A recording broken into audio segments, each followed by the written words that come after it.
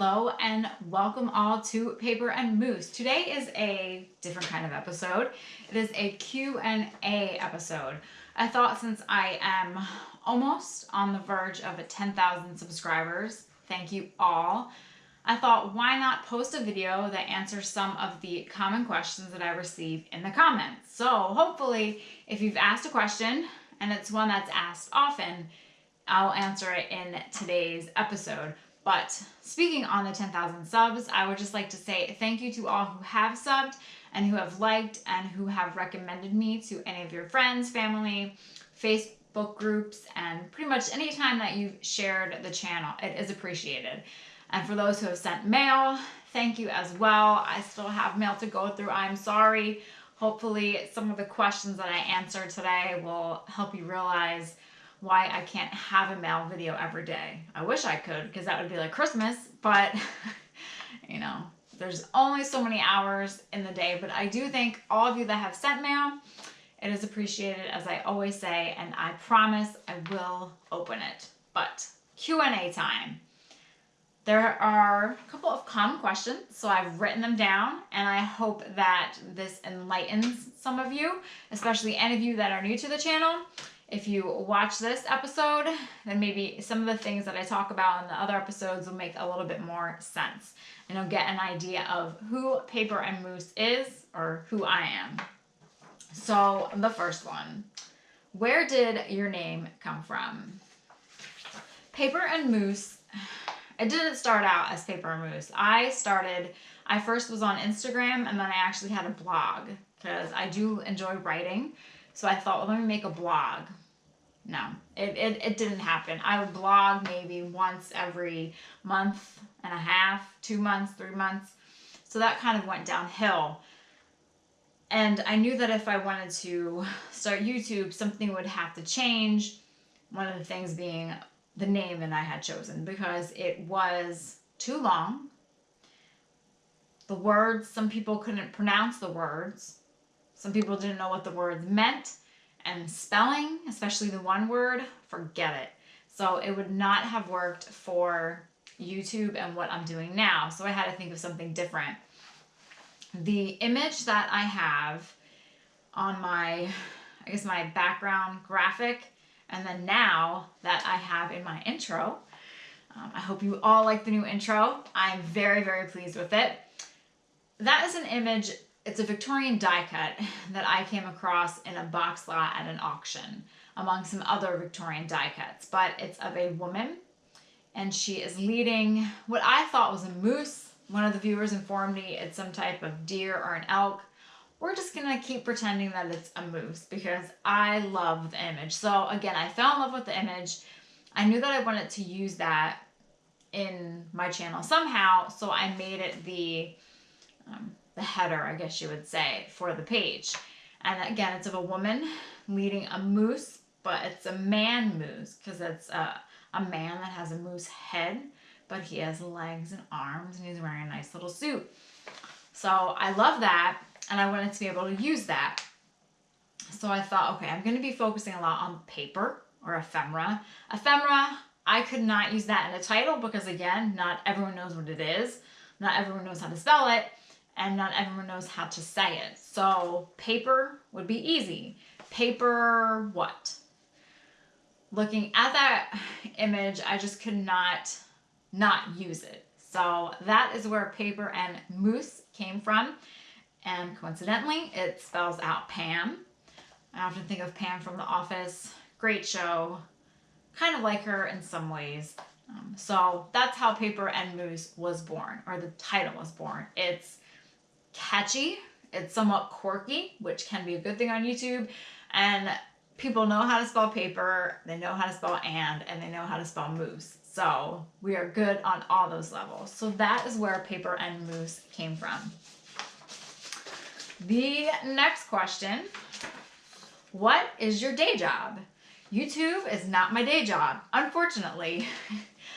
For my day job, I actually work in records management for a large corporation that is across the United States.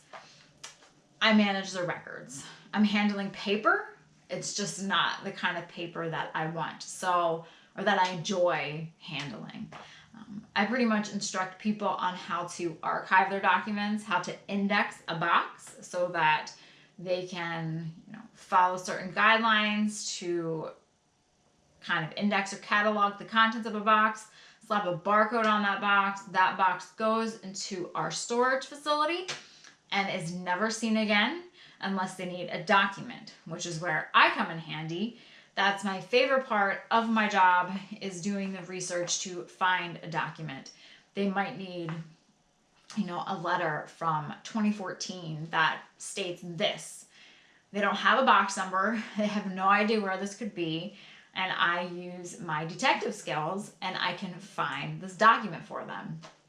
That's my favorite part of the job. The other aspects of my job, I let people know when they can destroy their documents. I help if we acquire a company. I instruct kind of what to do with their records.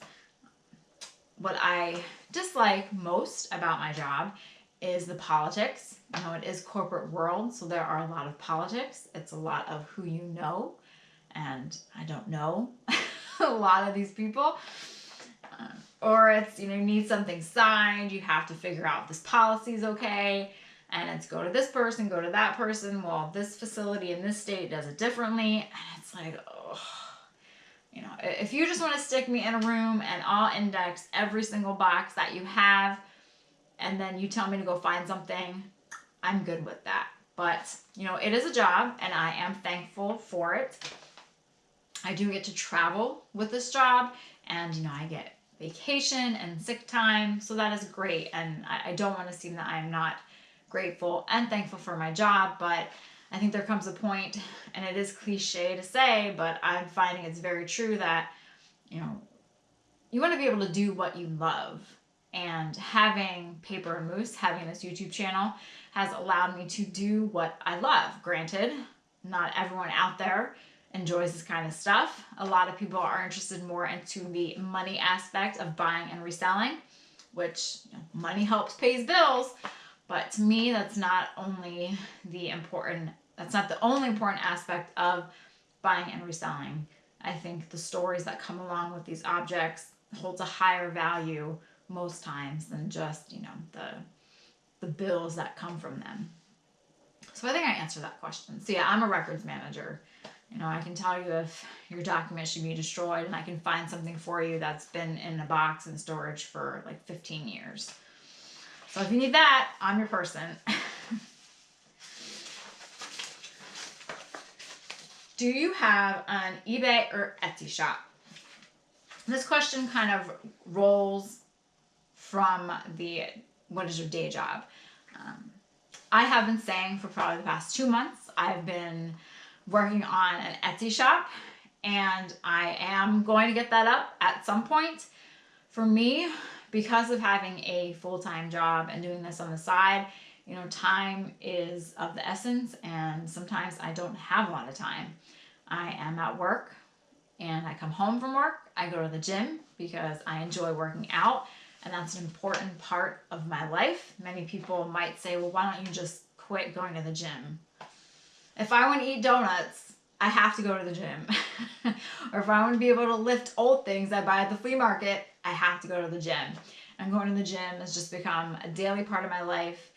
I have good friends there that I see and I chat with and I catch up with, and work out too.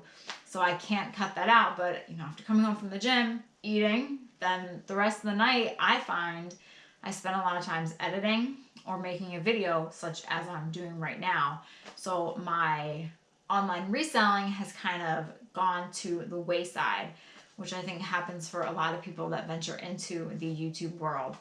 Unless you can hire an editor or someone to edit these videos for you, or someone to list your items for you, it's up to you to do it and to find the time. So it's either make a video, put it out there, or spend my whole day listing, which I really do need to do. But I will have an Etsy shop up, and that will have some of the items that I come across.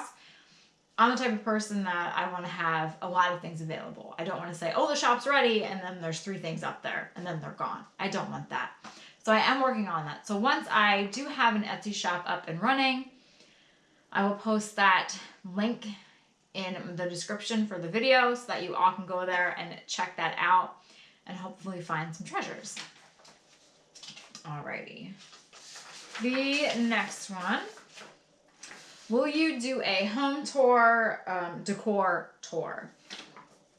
Home tour, decor tour. That could be a tongue twister. Home tour is kind of difficult, I think, because of the lighting situation. I actually don't have a lot of lights in my place. The lights I have right now, fortunately, I have cousins who are engaged in the photography business, and I was able to purchase some of their unused lighting systems, which is pretty much an umbrella on a stick with a light bulb behind it. And even when I first set that up, I didn't have that set up right. So I need to get one of those lights that go over the camera. It's like a ring. So I should be able to record more when I do that. But, you know, the decor tour, I do plan on showing since Halloween is coming up, which is, it's actually in just a couple of weeks. Time flies. I will show you how I decorate for Halloween. I have nice deep windowsills, which I love to utilize when I put decor out. You know, if and when I ever move into my own home, if it does not have deep windowsills, I don't want it. That will be one of the first, you know, stipulations. Let me see the windowsills. So I will do that. You know, my personal bedroom, I really don't decorate at all. I kind of keep that minimal. I don't even think I have stuff on the walls. But downstairs, you know, when I have family come over, that's where I usually put all my decor, and then going up my stairs as well, because I like to line my stairs with things. So sometimes that's not good when you do have family over, especially if they're prone to tripping and falling. You don't want stuff on the stairs. So be on the lookout for the Halloween and fall home decor tour. And then when Christmas comes up, be on the lookout for that as well. And I think one of the last common questions is, what do you collect? Many, many things. I'm trying to whittle things down, but there are still a couple of mainstays or things that I find myself kind of collecting. Of course, the most obvious is ephemera. I love ephemera. I love paper. The first photograph that I ever purchased, I think I was probably 16 or 17, and I still have that. And that's what started it off. I kind of started off just collecting photos of babies or children, and then that spanned to pretty much anything that caught my eye. And then I had to kind of dwindle that down to, yes, anything that catches my eye, but, you know, it needs to really speak to me to purchase it. Sometimes that I stick by that rule, and other times I don't, because I think I can use it in some other means. So photographs, postcards, you know, all different types of ephemera I do collect. I also collect, I like the vintage muscle, you know, muscle men working out, weightlifting magazines. I have a couple of old weights. I think I have an award, but that's only from the 90s, so it's not really vintage. But I love these old magazines, again, for the illustrations. You know, day by day you are made over to the man you desire to be. Health and muscle building.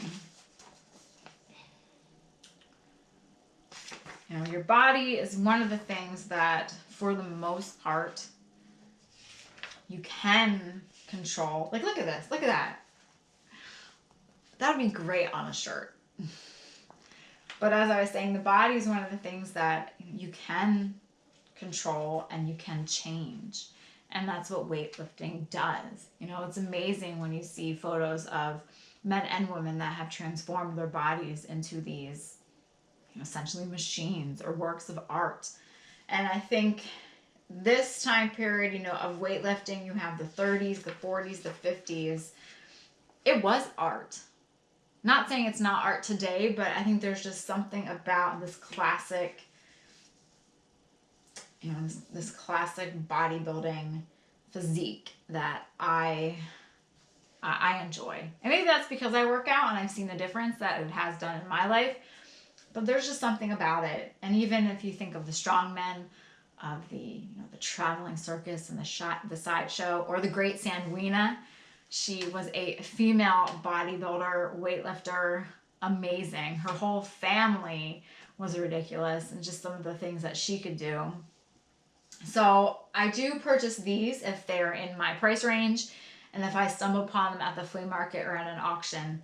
To me, going on eBay, I guess maybe I'm not that die-hard of a collector that I'll go on eBay and spend an X amount of money on things. I kind of like the hunt of finding something at a flea market more than eBay. Though I do purchase things on eBay, but if I do find vintage muscle, strongman, weightlifting, I will purchase that. Alice in Wonderland.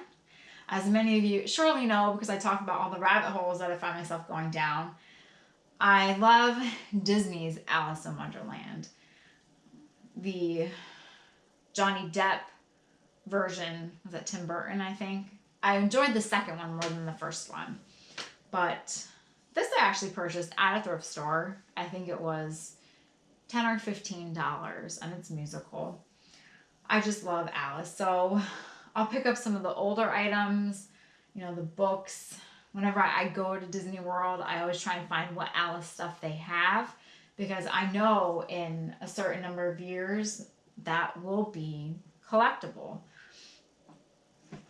Will I sell it? No, but I've loved Alice since I was little, and I will continue to, try and find Alice in Wonderland items for good deals and add them to my collection. I also somehow, I'm not sure how, these aren't something that I go out on the hunt for, but when I was looking at some of the items that I do collect, I stumbled upon these. And they're just the older metal toy cars. More often than not, like this one, it has some wheels missing.